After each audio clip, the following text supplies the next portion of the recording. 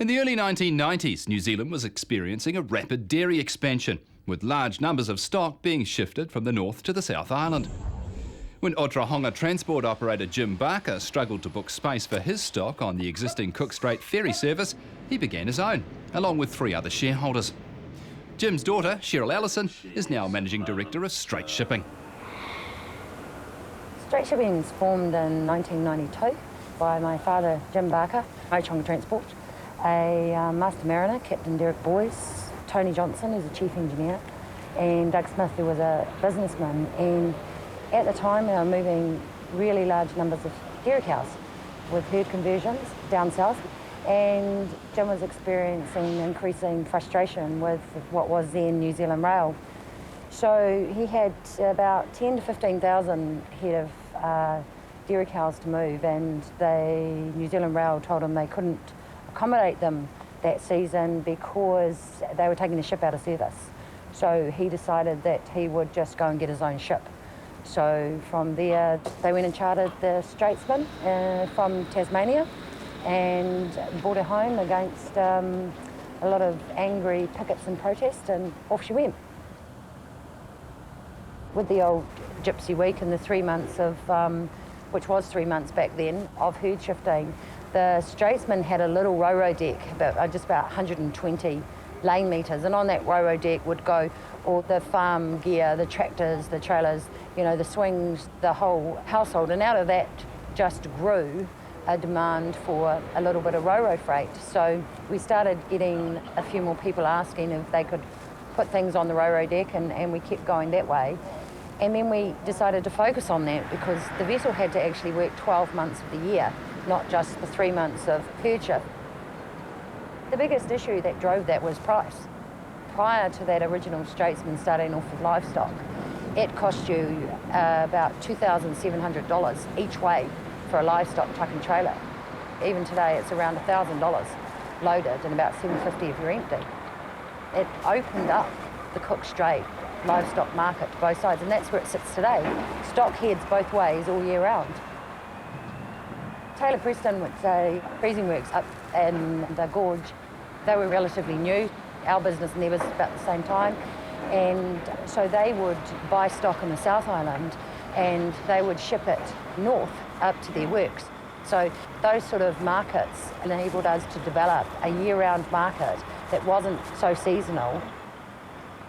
Currently we're running 2 vessels, the Straitsman, which was named after the original Straitsman.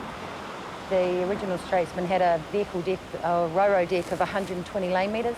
The new Straitsman's got a vehicle deck of 1,200 lane metres and 400 passengers. And then we have just launched the Strait Feronia, and she is 2,000 lane metres, so there's a big difference. She can take 60 trucks, so when you're putting 60 trucks on and then you're taking 60 trucks off, that's a lot of space that's required. In terms of passengers, we can take 150 cars, so you need space to line them all up before they go on, and you need access and that to send them through. So we're working with Centreport on growth plans and how we grow our business and what we do and utilisation of space. I guess as the economy in New Zealand grows, freight's an indicator of it. So if the country's growing, the freight's growing, and the baked beans have got to end up in the supermarket somehow. That side of our business has been a strong movement. We work closely with livestock carriers. They know what they're doing, the same as the farmer knows what they're doing. We work to the Animal Transport Welfare Code, which the trucking operator works to, which the farmer works to. So I guess the guidelines and rules about transporting are all there. The conditions have to be right for livestock, so a disruption needs to be notified as early as possible, because from the time the cow gets picked up, if the sailing's cancelled when it gets there, it has to be put somewhere else. Long-legged animals stop first, so horses and deer, and then if it gets a bit rougher than that, then it's cattle, and then right down to sheep. Sheep and pigs are about the same as people, actually. When you stop carrying sheep, stop carrying people. We're dealing with Cook Strait. It has its own reputation, which is probably well earned, but it's what we've always dealt with.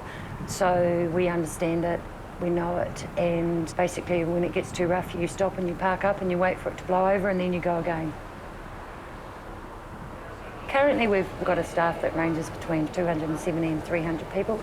About 70% of those actually work on the vessels. The drivers are a critical component to the service that we've always offered. We look after them.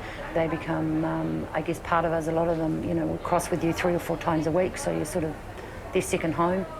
Like anybody, they want a good meal, so they're provided with a meal and they're provided with a cabin, and they can choose to put their head down and have a sleep or not. I think the desire to understand what the driver wants and needs comes from the transporting background. We're born from a freight company. We've always looked after the drivers, and basically they see this as a bit of just an extension of their own companies. We've been successful because we've got great people. Right from day one, we've had the attitude and the belief in delivering customer service. So we've managed to build a growing, loyal customer base that have been with us from the start. And as they've grown their business, we've grown ours to meet their demands.